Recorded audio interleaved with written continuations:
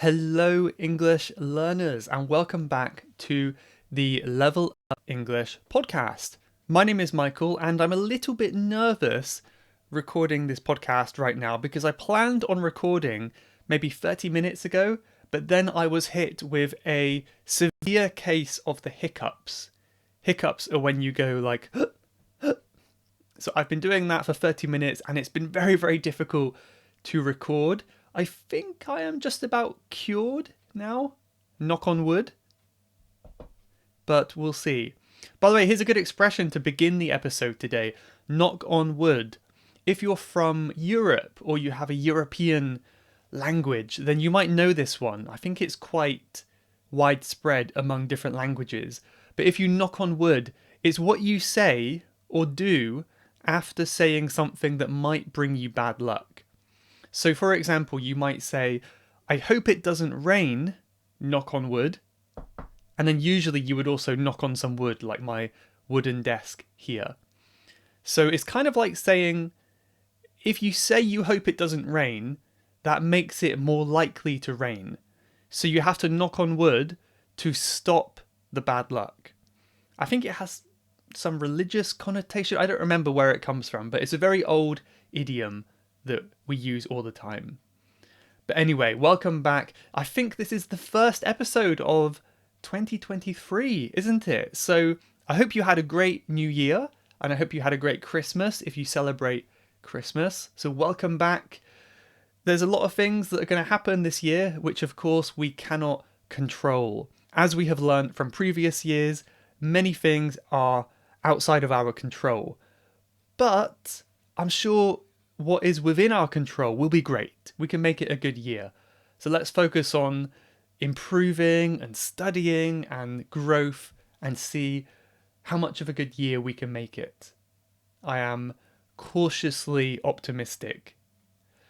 But yes, so I do want to give a shout out, as I often do, to my course, my online school, Level Up English for members. So I've got so many huge plans for this year. I'm really excited. I'm going to continue to be making this my main focus this year because we had a huge kind of growth and improvement last year. And I'm really, really happy to see all the members taking part in the courses and the feedback I'm getting. And as I said, I've got many more ideas to come. So now is the perfect time to become a member. If you've been thinking about it, you can get access to the private podcast, which comes out every Friday. You get live transcripts so you can read along while you listen to these episodes. You also get bonus worksheets, you get group classes to practice your speaking with me and other learners, and many other courses, pronunciation, writing, grammar, vocabulary. There is a lot there, but from the beginning, my goal has been to try to make it one place where you can improve everything you want to. It's a big goal, but I think I'm getting closer to that goal of trying to provide you with all the materials you need in one place. And I'm really enjoying the journey as well. So if you're interested in finding out more, you can go to levelupenglish.school and click on the members button at the top of the page. If you are still on the fence means you're undecided, you're not sure, then I also have free lessons that you could try. So again, go to the same website, levelupenglish.school. Right down at the bottom of the page, there's an email sign-up form.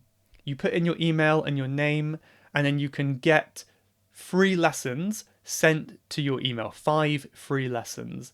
And you can just see what they're like. You don't have to sign up to anything after that, but you can still get some free lessons. You might as well, right?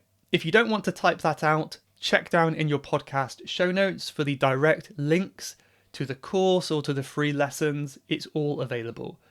But hopefully that is useful for you. I also want to give another quick mention, news, an update perhaps, which I recently found out that my podcast seems to be blocked in China. And if that is the case, maybe you cannot listen to this if you're in China. I don't know. So I don't know if there are any apps in which it does work. Maybe, for example, it doesn't work on Apple Podcasts, but maybe it does work on Spotify. I haven't tested because I'm not in China, but if you are listening to this and you are in China, let me know how you're listening. But I don't think it's my problem because I know many other podcasts have the same problem. But yeah, it's very disappointing, but hopefully it's not permanent and hopefully it does come back soon. I miss my Chinese listeners. But okay, well, let's get into today's episode. That's the update, so thank you for sticking with me. I thought today we could talk about shopping and maybe a bit of consumerism and stuff like that. I've got a lot of good expressions and words that we could use today. And the reason I thought this was a good time is because, at least in the UK, this is on many people's minds here. Because we've just had Christmas, where many of us overindulged. To overindulge is a verb, and it means to do or consume too much. So it often means food and drink. If you overindulge in food, you're eating too much food and you're treating yourself too much. You're getting a bit fat and maybe sick as well. But you can overindulge in buying things as well. You buy too many things for yourself. So you're overindulging. So many people do that at Christmas time. We do buy gifts, presents for other people, but we also buy things for ourselves because, I don't know, maybe we get some money for Christmas, or it's just the time of year when people think about shopping, I suppose. And then after Christmas, we have the Christmas sales. Is that what they're called? I don't really partake in the sales. I don't really join in with the sales much. But many people like shopping at this time of year because there are many, many discounts. In America, you may have heard of Black Friday, which is kind of unfortunately spreading over to the UK as well. So Black Friday is a day in, I believe it's November, where there's lots of big discounts and you get a low price on your shopping, on things you want to buy. In the UK, that's usually after Christmas, like the 26th of December, and maybe a few weeks after that, we have some big sales on. So I would say this is our equivalent Black Friday. After Christmas, there are lots of sales. And I think the reason is because usually after Christmas, people don't want to buy anything because their money is low. They have already spent a lot of money during the holidays. But the sales encourage shoppers to come back to the shops and spend more. So it's a very sneaky way to get people to part with their money. So let's look at some vocabulary to start with. We have this word consume. Consume is a bit similar to the word eat. You can eat a cookie or you can consume a cookie. Consume is more formal. Sometimes it sounds a bit scientific. Like if you say, I'm going to consume a cookie, it sounds a bit weird. But we often use it as the noun, like consumption. Consumption. So when we're talking about statistics and data, we might use this word consumption. But this word goes beyond eating. It's really something that you can use. So you can have fuel consumption. Your car consumes fuel. It doesn't eat fuel because eating is really for, people and animals. It consumes fuel. It consumes petrol. You can also consume things you buy. And we often wouldn't use the word consume, but we might use the word consumption. Consumption, so the consumption of goods could be possible. But an even better word is consumerism. Consumerism. So this word, related to the word consume, which means to kind of take in or to get, is kind of the problem. It's usually talking about the problem in society of buying too many things. People's addiction to purchasing new items. So whenever you hear that word consumerism, usually it's slightly negative, or maybe very negative, depending on the context. So you might argue our society, our world, has a problem with consumerism. Everything is about buying more, having more, spending, getting new stuff to impress your neighbors and friends. This is consumerism. If you buy things, you are a consumer. Just like teacher, you have ER on the end and it makes it into a person. So we're all consumers because we all need to consume to survive. Consuming products we buy, consuming food. We all use something to live in the world. But this idea of consumerism is a bigger problem, I would say. It's when people go out shopping and they don't want anything, but they just want to buy something because they're bored. I think that's like peak consumerism, isn't it? So as I said, definitely Christmas time is peak consumerism in the UK. Peak means the highest, the top. People go crazy about buying stuff at Christmas time. Let me know in your country, when is consumerism at its worst? When does it peak? Is it Christmas time, or do you have another time of year when people like to buy and go shopping a lot? Let me know. But yeah, I think at Christmas people like to splash out on many things. Just a warning, I'm going to be using a lot of expressions today. So listen up. This one, to splash out, very useful. Splash out is to spend a lot of money on something in an irresponsible way. It's probably not a good use of your money. So my idea was to think of some examples for this. It might be difficult because I'm not a big spender. There's another good phrase. A big spender, maybe you can guess, is someone who likes to spend a lot of money. I'm not a big spender. I am more frugal, I would say. I try to be careful with my money. Oh, so many words. Frugal is someone who doesn't like to spend money. So here's the two opposites. You have a frugal person and you have a big spender. Which one are you? Maybe you're in the middle? But I'm leaning towards frugal, I would say. I'm not a big spender. But I do splash out when I want to buy something that I think will last me a long time. And in my opinion, it might be a wise purchase. However, for some people, it might be splashing out. It might be irresponsible. For example, I recently bought an air fryer. An air fryer. This is like a little oven that you can use to cook things in your kitchen that goes on top of your worktop. It goes on the worktop. So it's, I don't know how to describe it. You may know an air fryer already, but for those who don't, it's like a little oven, but it can do many, many things. It's really useful, and apparently it's more energy efficient as well. I splashed out on this air fryer because I really wanted it, and I think it's going to be really useful for cooking in the future. Because I don't use ovens very much, to be honest. I think air fryers are more useful for me. So, is that splashing out? I don't know. It was a lot of money, a bit uncomfortable, but I think I'm going to be using it for a long time. In fact, my last air fryer I used for about 10 years.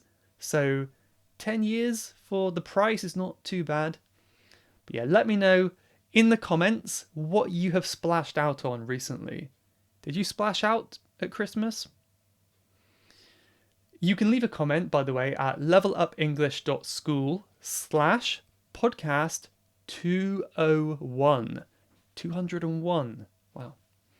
We also have this other term that you may have heard of, which I'm not a big fan of, but this is called window shopping. Window shopping. And you might think, oh, of course I know what that means. It's shopping for windows. You need to buy some windows, don't you? But no, it's not exactly that.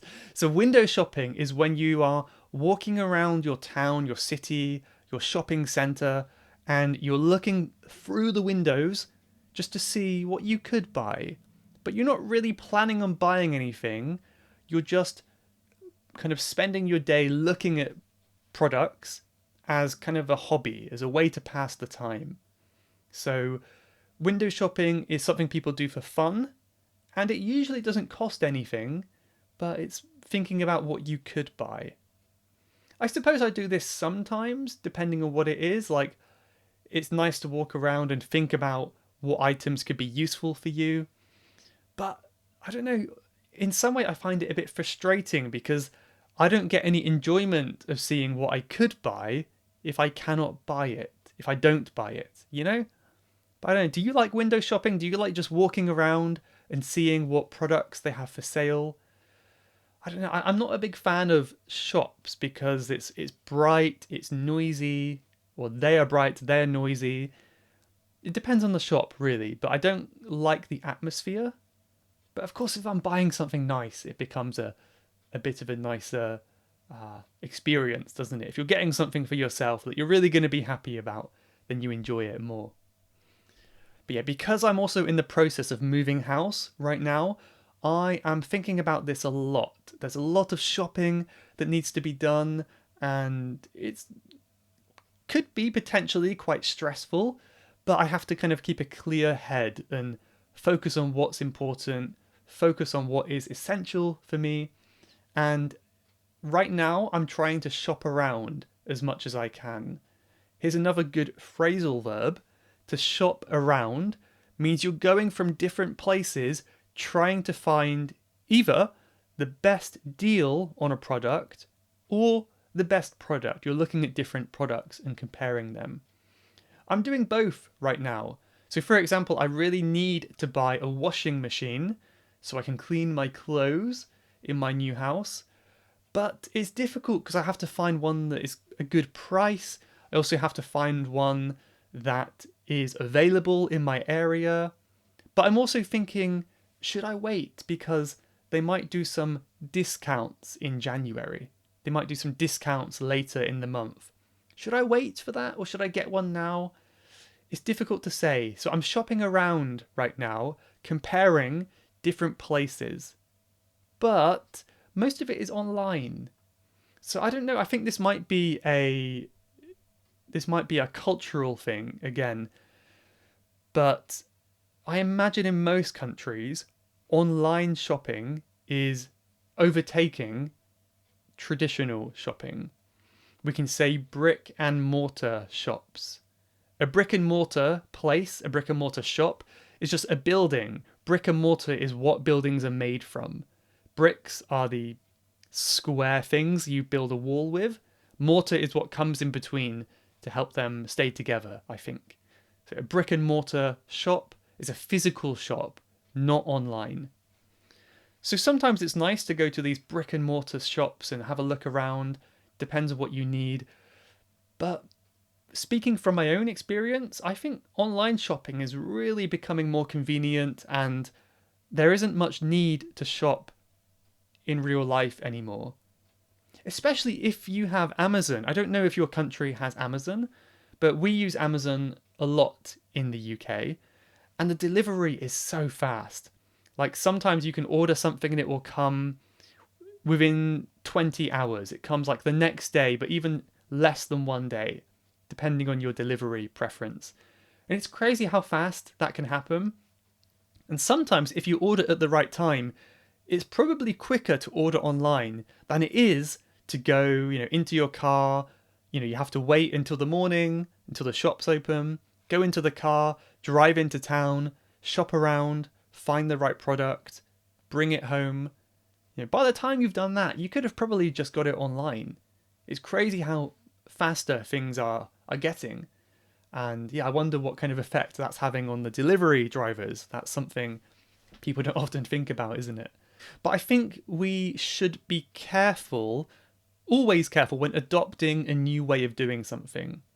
To adopt a new way is just to start something new, to start a new habit, adopt a new habit. So I think it's kind of important to have a look at the pros and cons of online shopping. Where is it good? Where is it bad?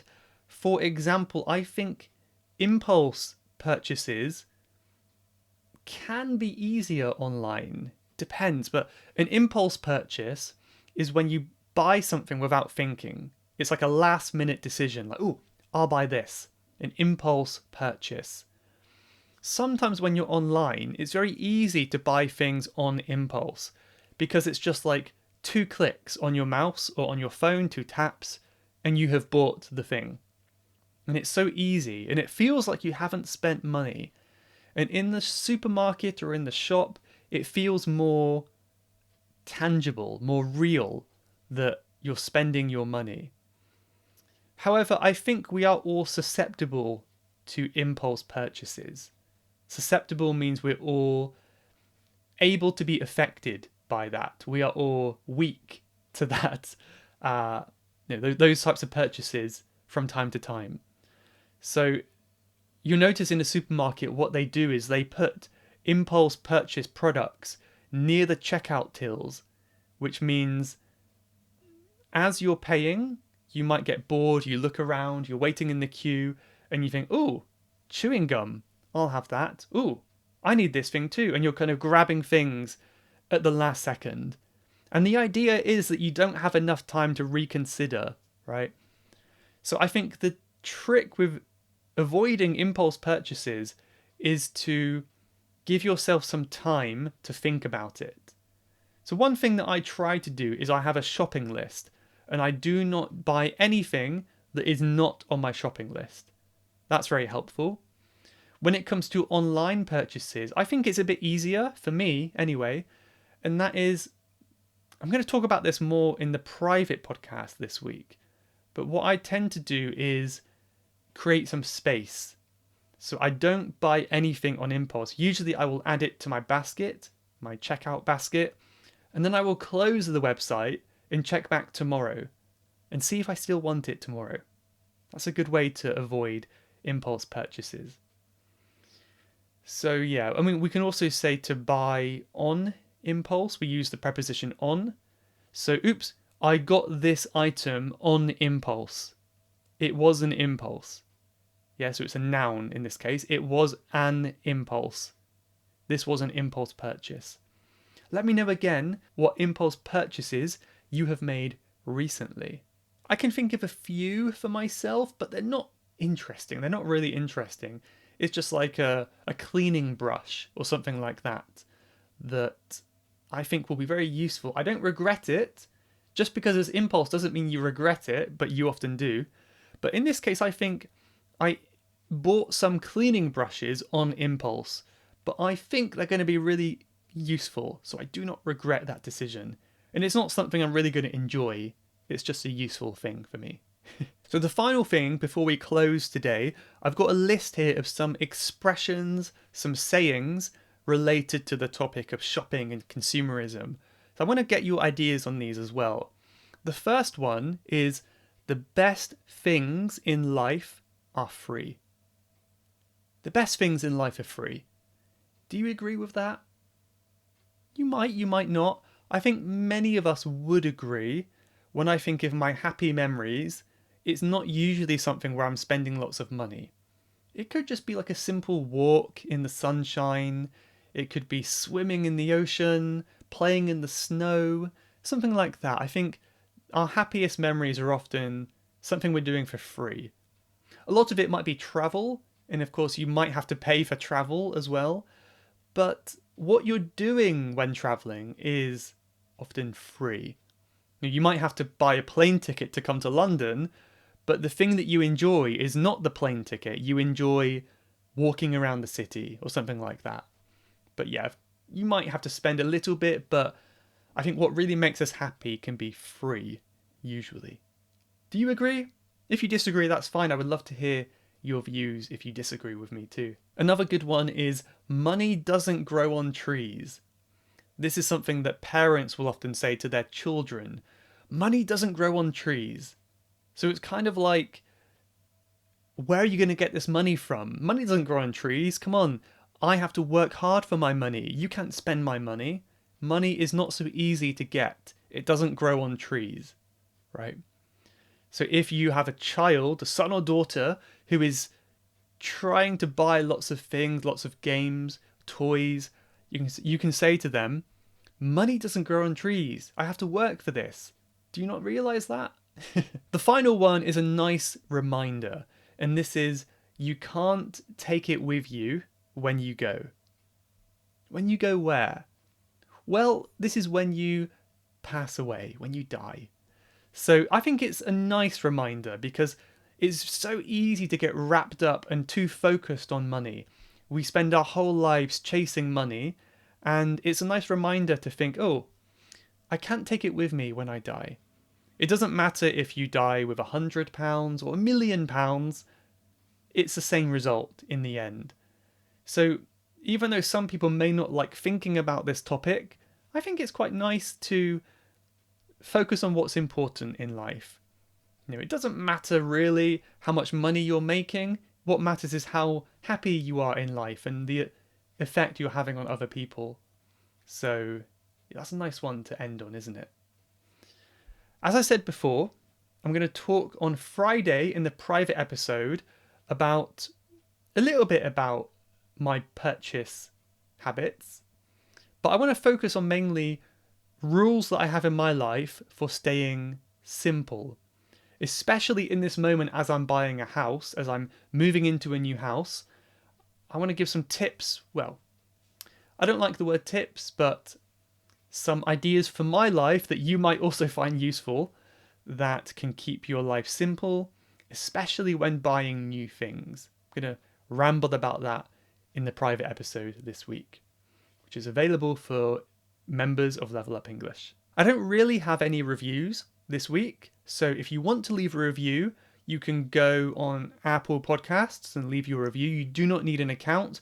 You do not need to listen there. That's a nice thing you can do to say thank you to me. Or if you're on Spotify, you can just give a thumbs up or a like or whatever they do there. Whatever platform you're on, if you can give me a rating, I will really appreciate it. I did have one review from China saying, why can I not listen to the podcast? And I mentioned, I think at the beginning, didn't I, that there is a problem. It's not my problem. I'm sorry if you cannot listen, but I suppose you cannot hear me say this if you are from China. Let me know if you do, though. But anyway, I think I'm going to repeat that quote from before because it's so important, I believe, to end today's episode. So that is, you can't take it with you when you go. Money, possessions, clothes, whatever you want to buy and consume, you can't take it with you when you go. So use that phrase to help you live a more meaningful life. Okay, well, thank you for listening today. Hope you enjoyed it, and I'll see you next week for another episode. Goodbye for now. Have a great week.